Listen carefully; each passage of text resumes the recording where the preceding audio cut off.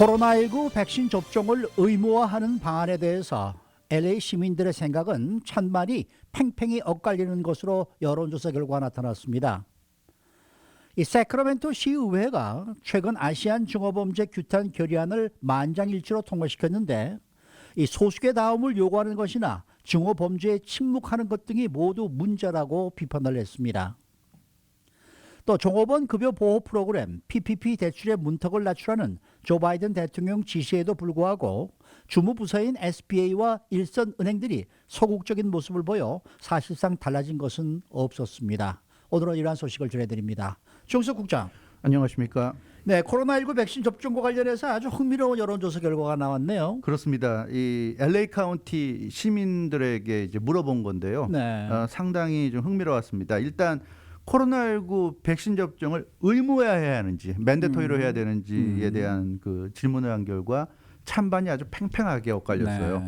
그러니까 로열라 메리마운트 유니버시티의 그 토마스 앤 도로시 리버리 센터가 LA 카운티 시민들 2,000명 이상을 대상으로 백신 접종 의무화에 대한 의견을 물었는데 51%가 반대했고 49%가 찬성했습니다. 그러니까 굳이 나누자면 백신 접종을 의무화하는 것, 강제로 그러니까 모두가 다 맞게 하는 것은 반대한다는 게 높긴 했지만 뭐 높다는 게 51%, 또 찬성이 49%이기 때문에 거의 반반이네요. 예, 2% 차이니까 거의 반반으로 아주 팽팽하게 의견이 갈렸습니다. 네, 그래서 백신 접종의 필요성은 있지만 그렇다고 그것을 강제하는 것에 대해서는 뭐 아직도 절반 이상이 좀 반대했고요. 그렇지만 기회가 주어진다면 백신을 접종하겠다는 응답은 80%에 달해서 다행이네요. 예, 뭐 자발적으로 놔둔다면 내가 알아서 백신을 맞겠다 하는 사람들이 참 거의 대부분인 것 같았습니다. 절대 다수인 86%에 달하는 시민들은 이미 백신 접종을 완료한 사람들도 마스크 착용, 사회적 거리두기, 이 각종 방역 수칙들을 계속 준수해야 한다고 답했습니다. 그러니까 백신 접종을 다 마친 사람들이 네. 뭐 마스크도 안 쓰고 뭐 사회적 거리두기도 안 하고 뭐 모임도 갖고 이런 것에 대해서는 굉장히 그 부정적이었어요. 네, 거의 네. 절대적이죠. 86%가 그러면 안 된다. 백신 접종은 백신 접종이고 지켜야 할 건 지켜야 된다. 이제 이런 여론이 압도적이었습니다. 안 그래도 최근에 CDC가 뭐 백신 접종 마친 사람들은 뭐 이 마스크 안 써도 된다 이런 뭐 얘기했는데 소규모로 뭐 가족끼리 모여서 예. 좋다 이렇게 얘기를 근데 했었는데 그런 것에 대해서도 결국은 좀 우려하는 것이 당긴 것 같아요. 예. 그리고 코로나19 관련한 각종 과학적 성과와 대응에 대해서는 74%가 신뢰한다. 네, 이렇게 네. 응답을 했습니다. 근데 지금 어느 정도 사람들이 접종을 해야 안심할 수 있는지에 네. 대해서도 LA 시민들의 구체적인 생각에 이번 여론조사에 좀 확인이 된 것 같아요. 네, 그렇죠. 뭐 100%다 맞으면 좋지만 그럴 수는 없을 테니까 현실적으로 그럼 어느 정도일 때 뭐 어떻게 할 수 있느냐 이제 이런 부분을 조사했는데 이 다수의 LA 카운티 시민들은 최소한 전체 인구의 25% 이상이 접종을 하면 아하. 워크플레이스 일터에 복귀하는데 불안하지 않을 것 같다 이렇게 응답했습니다. 네. 그래서 뭐 일터라는 거는 제한된 공간에서 제한된 동료들과 일하니까 물론 뭐 서비스업이라든가 뭐 계속 불특정 다수의 또 소비자들을 상대해야 되는 업종도 있긴 하겠습니다만 어찌됐건 대체적으로 일터는 한 25% 이상만 접종이 이루어진다면 복귀해서 나가겠다. 일할 수 있다 이런 얘기를 했고요. 반면에 학교 대면 수업 또 식당의 실내 영업 재개와 관련해서는 접종자 비율이 전체의 50%는 넘어야 안심할 수 있다 하는 응답이 많았습니다. 이게 가장 높았어요. 그러니까 학교 대면 수업, 식당의 실내 그 영업은 조금 더 사람들이 좀 더 접종률이 높아야 된다. 조심스럽네요. 조심스러운 거죠. 그렇게 응답을 했고요. 또 이번 여론조사에서 LA 카운티 시민들이 가장 안전하지 않다고 생각한 곳은 공항이었습니다. 네. 에어포트였는데 75% 이상이 접종을 마쳤어요. 그러니까 LA 전체 시민들의 75%, LA 카운티가 한 1,000만이 넘죠. 1,100만여 명 되는데 네. 그중에 75% 이상이 접종을 마쳐야 공항을 가겠다. 이렇게 응답을 했는데 역시 그 공항이 가장 위험하다는 그렇죠. 인식이 팽배한 것 같습니다. 그래서 아마 LA 시민들은 웬만하면 공항 안 갈 것 같아요. 네. 그리고 응답자들의 43%는 코로나19 팬데믹 기간 동안에 일하는 시간이나 임금이 줄어든 경험을 했다. 이렇게 답했고요. 정신 건강을 유지하는데 멘탈을 유지하는데 어려움을 겪었다는 응답도 40%에 달했습니다. 네. 그리고 응답자들의 25%, 4명 중에 1명은 렌트나 모기지 페이먼을 내는데 어려움을 겪었다. 이런 답을 해서 역시 그 코로나19가 뭐 공중보건적으로도 그렇지만 역시 경제적으로 그렇죠. 네, 상당한 여파를 미친 것으로 나타났습니다. 네. 네. 이 LA 주민들은 현재 상황에 대해서 대체로 긍정적으로 바라는 보고 있습니다만은 좀 신중한 생각을 갖고 있다 이런 제 느낌이 들어요. 예, 그렇습니다. 코로나19 팬데믹과 관련해서 지금 말씀하신 대로 LA 시민들은 전반적으로는 좀 긍정적인 시각인데 네. 그러나 그 긍정적인 시각 안에서 굉장히 신중한 그런 모습 보였습니다. 일단 그 코로나19 기간 동안에 재택근무를 했다는 응답자들 중에서는 86%가 역시 뭐 압도적입니다. 86%가 사무실에서 일하는 것과 재택근무 중에 선택할 수 있다는 것이 매우 중요하다. 이렇게 답했어요. 그러니까 언제든지 필요하면 재택근무할 수 있는 그런 환경이 되는 게 매우 중요하다고 대답한 사람들이 86%, 거의 90% 가까이 됐으니까 역시 이 모여서 일하는 것에 대한 두려움이 상당히 있는 것 같습니다. 사무실에 다 같이 모여서 일하는 것. 그래서 상당히 좀 재택근무를 선호하는 것으로 나타났고 81%는 일하는 사람들이 각자 자신의 근무 스케줄을 정할 수 있는 것이 좋다. 이렇게 답해서 역시 마찬가지죠. 여러 사람들이 다 같이 모여서 일하는 것에 대한 그런 걱정. 그렇게 할 때 또 코로나에 감염될 수 있지 않겠는가. 그래서 81%도 일하는 스케줄을 좀 각자 좀 다른 시간대 하면 좋겠다 이런 얘기였고요. 그래서 이번 여론조사를 실시한 토마스 앤 도로시 리비 센터 측의 분석을 보면 전반적으로 LA 카운티 시민들이 코로나19 팬데믹에 대해서 최근 들어서 수치가 크게 감소하고 있지만 여전히 매우 심각하게 생각하고 있고 조심스럽게 생각하고 있다 이렇게 분석했습니다. 네. 그렇지만 심각하게 생각하고 조심스럽게 생각한다는 것은 부정적인 건 아니고요. 그렇죠. 예, 코로나19 팬데믹에 대해서 그만큼 더 경계하고 조심한다는 얘기고요. 예, 코로나19 팬데믹이 끝나지 않았다는 현실적인 판단을 하고 있다는 겁니다. 예, 과학이 바이러스를 이겨낼 수 있다는 믿음을 갖고 있고 그래서 좀 더디게 가지만 그래도 우리가 완전히 이겨낼 수 있다. 다만 그때까지 갈 때까지는 뭐 백신 접종을 맞거나 안 맞거나 관계없이 다들 조심해야 된다. 이런 생각을 가진 것으로 상당히 봅니다. 긍정적인 결과네요. 네, 그렇습니다. 자, 그런가 하면은 세크라멘토 시의회가 아시안 증오범죄를 규탄하는 결의안을 채택했다는 소식인데요. 네, 그렇습니다. 최근에 급증하고 있는 아시안 증오범죄에 대해서 북가주 세크라멘토에서 매우 중요한 행보가 나왔습니다. 이틀 전에 세크라멘토 시의회가 아시안 증오범죄를 규탄하는 결의안을 채택했는데요. 만장일치였습니다. 네. 그래서 굉장히 좀 의미가 있다고 생각이 되고 이번 결의안을 발의한 마이뱅 세크라멘토 시의원은 우리가 가야 하는 방향으로 첫걸음을 내디딘 것이다 이렇게 설명했습니다. 마이뱅 시의원은 자신이 결의안을 발의하게 된 배경에 대해서 증오범죄들로 아시안 커뮤니티들이 겪는 고초가 심각하다 이렇게 얘기했고요. 아시안들이 겪는 정신적 트라우마, 상처가 너무 크기 때문에 이런 그 증오범죄 규탄 결의안을 제출하게 됐다는 그 배경을 전했습니다. 네. 이번 세크라멘토 시의회 결의안에서 눈길을 끄는 네. 거는 뭐 인종차별이 미국에 대단히 네. 뿌리 깊게 박혀 있다 이런 제 지적이에요. 그렇습니다. 그래서 이번 이 결의안을 발의한 이 마이뱅 시의원 경우에 우리는 이 불편한 진실을 마주해야 된다. 외면하면 안 된다. 이 얘기를 했는데 무슨 얘기냐면 미국은 매우 고통스러운 그런 그 인종차별의 역사를 갖고 있다. 그렇죠. 우리가 그걸 인정하기 어려워도 인정해야 된다. 그래야 현실을 직시할 수 있고 고쳐나갈 수 있고 개선할 수 있다. 이런 얘기입니다. 특히 그런 인종차별의 역사 중에는 아시안들에게 평소에 가해지는 차별이 매우 심각하다는 것도 포함되어 있다 이렇게 지적했습니다.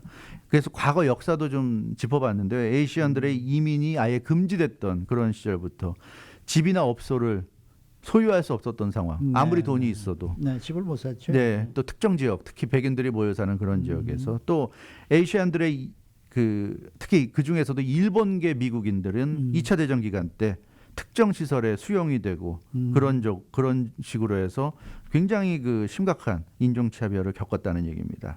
그래서 마이뱅 시의원은 알려지지 않고 넘어가는 경우가 훨씬 더 많다. 지금 세상에 이 드러난 그런 증오범죄, 최근에 이제 미국에서 아시안 증오범죄가 굉장히 많이 늘어났다고 지금 얘기가 나오고 있는데 그건 일각에 지나지 않는다 이런 얘기를 했어요. 그것보다는 세상에 드러나지 않은 경우가 훨씬 더 많다고 이렇게 지적을 했습니다. 게다가 또 주류 사회의 그 이 소수계들에 대한 인식에도 좀 문제가 있다라는 것도 지적을 했어요. 이게 굉장히 중요한 포인트인 네. 것 같아요. 그러니까 최근 들어서 아시안 증오범죄가 급증하고 있는데 이걸 어떻게 보면 아시안들 탓으로 돌리는 교묘한 시각이 나타나고 있다고 언급했습니다. 이른바 모델 마이너리티 주장이다. 그러니까 마이너리티들이 마이너리티들답게 아주 모범적인 마이너리티로서 살아야 되고 그러지 않으니까 이런 일이 생긴다는 식의 좀 그런 주장.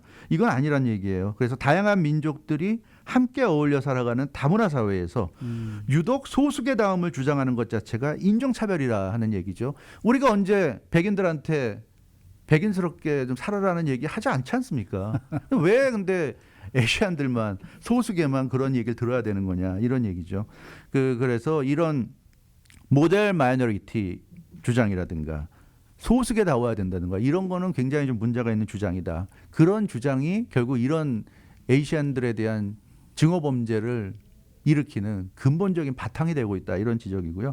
이 데럴 스타인버그 세크라멘토 시장은 이런 인종차별에 맞서야 한다고 얘기했습니다.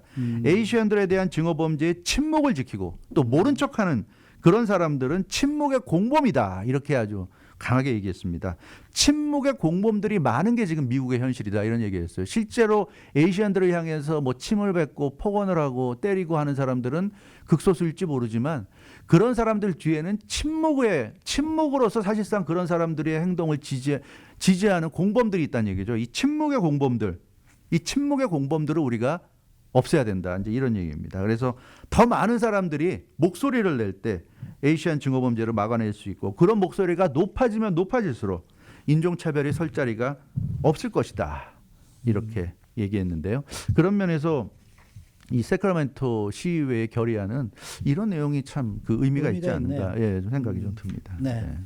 저희가 한 2, 3주 전에 이 PPP 대출에 대해서 이미 이 시간을 통해서 얘기를 해드렸죠. 이번에는 좀 영세업자들과 1인 사업자들에게 좀 더 많이 혜택이 들어갈 수 있도록 조 바이든 대통령이 지시를 내렸다. 이제 그렇죠. 말씀을 드렸었는데 그게 잘 지켜지지 않고 있는 것 같아요. 그렇죠. 그러니까 뭐 이 시간에 말씀드렸던 것처럼 원래 그 넷 인컴으로 계산했는데 그러면 영세업체나 1인 사업자들은 너무 그 액수가 적기 때문에 사실 의미가 없다. 그래서 그로스 인컴으로 기준을 삼아라. 그래야 제대로 좀 그 대출을 받을 수 있다. 이제 이런 얘기였는데, 근데 문제는 그게 지금 제대로 시행이 안 되고 있다는 얘기예요. 뉴욕 타임즈가 지금 보도한 내용인데, 그 SBA가 그런 조 바이든 대통령의 지시가 내려왔음에도 좀 뭐 속된 말로 민기적거리다가 지난 5일, 지난주 금요일이 돼서야 뒤늦게 그런 내용을 반영하기로 결정을 내렸는데, 문제는 이번 2차 PPP가 이번 달 말일로, 그러니까 3월 31일로 종료가 된단 말이에요. 그러니까 얼마 남겨놓지도 않고 3주 남겨놓고 이렇게 SBA가 뒤늦게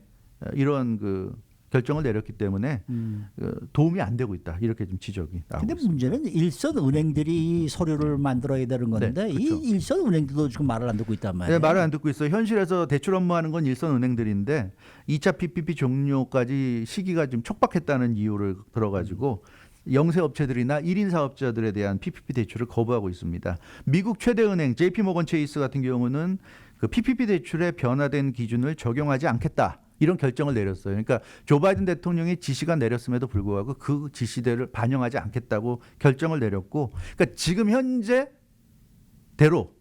그냥 하겠다. 그러니까 넷 인컴을 가지고 계산하겠다는 얘기고, 그것도 이제 19일 금요일을 끝으로, 다음 주 금요일이죠. 다음 주 금요일을 끝으로 더 이상 대출 신청을 받지 않는다는 그런 내부 방침을 정했습니다. 그리고 두 번째 대형은행 뱅크 오브 아메리카도 현재의 PPP 대출 방식에 변화를 주지 않을 것이라고 밝혔고요. 1인 사업자들에 대해서는 일일이 수동으로 접촉해서 어플리케이션을 처리하겠다는 뜻을 나타냈지만 새로운 대출 신청은 이미 끝났습니다. 지난 9일, 그러니까 이번 주 화요일로 종료가 됐어요. 그러니까 뱅크 오브 아메리카는 더 이상 PPP 대출을 해주지 않습니다. 그래서 이런 식이기 때문에 이게 뭐 대통령이 그렇게 좋은 뜻으로 정책을 변경하자고 했는데 현실에서는 좀 먹히지 않고 있는 그런 상황입니다. 왜 이러는 거예요? 그 뱅크 오브 아메리카 설명을 들어보면 빌 홀딘 그 뱅크 오브 아메리카 대변인은 이미 3만 건 이상에 달하는 PPP 대출 관련한 어플리케이션 신청을 받았는데 3만 건 이상이 되는 신청을 다 일일이 그 처리하는데도 좀 충분한 않을 수 있기 때문에 여기다가 계속해서 새로 바뀐 그 규정을 가지고 또 받다 보면 너무 힘들어지니까 이제는 접수를 더 이상 안 받고 이미 받은 것만 제대로 처리하는 데만 신경 쓰겠다. 이런 명분을 내세웠어요. 그리고 이 새로운 규정에 따른 PPP 대출 업무를 하는데 그나마 협조적인 은행들도 기존 시스템이 이미 있는데 넷 인컴으로 한다는 것을 그 그 그로스 인컴으로 바꾼다는 것을 이제 3주도 채 안 남은 상황에서 너무 촉박하기 때문에 프로그래밍이 새로 또 다 바뀌어야 예, 된다. 바뀌어야 된다. 그래서 지금 힘들다는 얘기죠. 그렇기 때문에 결국 은행들이 얘기하는 거는 시일이 촉박하다는 거 그건 것 같습니다. 그래서 지금 나오는 얘기가 조 바이든 대통령의 지시가 현실에서 제대로 반영되려면 3월 31일로 예정돼 있는 PPP 2차 PPP 종료일을 연기하든지 연기해 주든지. 아니면 그게 아니면 종료는 예정대로 하되 3차 PPP를 되도록 좀 빨리 해라. 빨리 하자. 다시 하자. 어차피 지금 당분간은 PPP 같은 제도가 필요할 테니까 네. 3차 PPP 할 거면 빨리 해라. 네, 할 때 네. 이때는 시작부터 이렇게 그로스 인컴으로 1인 사업자나 영세 업체들을 도와줘라. 이제 이런 얘기인데 이건 아마 좀 바이든 그렇게, 대통령도 생각을 해야 될 것 그렇게 같아요. 가지 않을까 하는 생각이 좀 네, 드네요. 그렇게 돼야 되지 않을까. 그래야 진짜 영세 업체들이 도움을 그렇죠. 받을 것 같습니다. 네, 수고 많으셨습니다. 주영식 국장이었습니다.